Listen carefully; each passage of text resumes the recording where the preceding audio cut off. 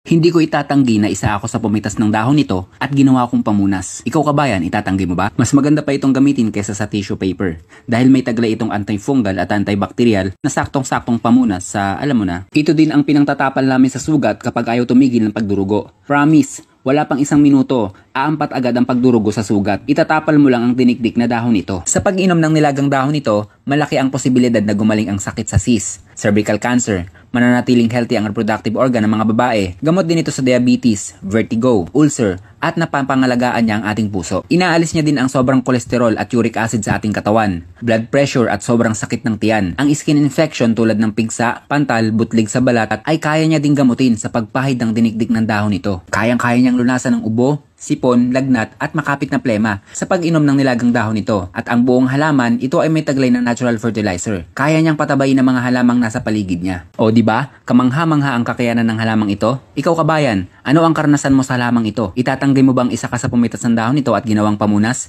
Kwento niyo naman sa comment section ang naging love story niyo ng halamang ito. Huwag kalimutan mag-follow at mag-share ng ating video. 1 minutong dagdag kaalaman galing sa isang magsasaka.